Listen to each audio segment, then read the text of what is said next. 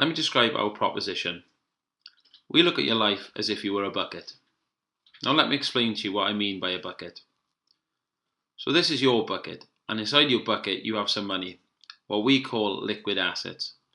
Easily realizable money, for example your savings, investments, shares and the like. You also have some assets that sit outside your bucket. These are assets that you cannot easily use within the short term. So outside your bucket you have your house, you may have your pension pot, and you may have your business. At some time in the future, these may go into your bucket. For example, you may downsize, you might take income from your pension, and you might sell your business. Also, what you have entering your bucket is what we call temporary income, meaning at some point in the future, they will stop.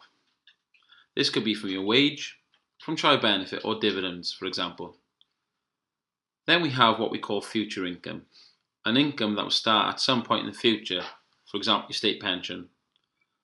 So on this basis here, your bucket should just fill up.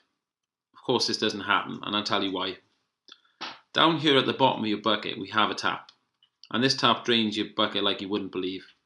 This tap is the cost of your current lifestyle. Now it's important you have a good life because life is not a rehearsal. One thing is certain, at some point in the future this tap will be turned off to be replaced by another tap. This is the tap you turn on when you become financially independent, and it could be that you spend more here. Why?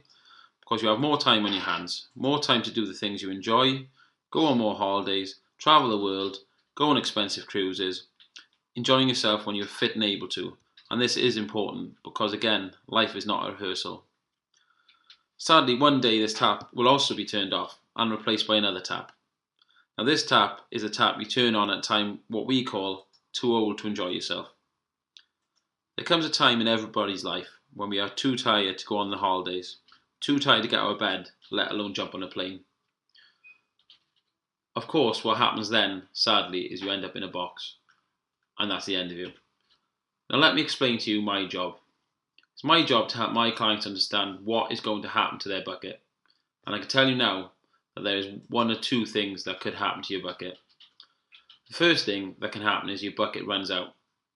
So what this means is you work your whole life through just to find out at some future date you have run out of money.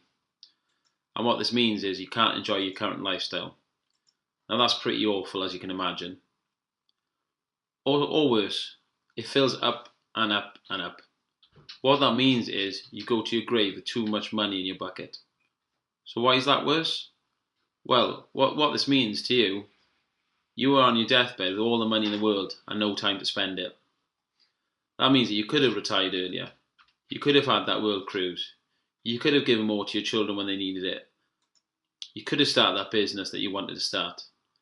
And you're thinking, damn. My job is to make sure this doesn't happen to you. You see, my job is to help you make sense of your money, to help you understand what needs to happen so you don't run out of money or die with too much money. Help you live your life to the fullest without the worry of running out of money. That is true financial planning.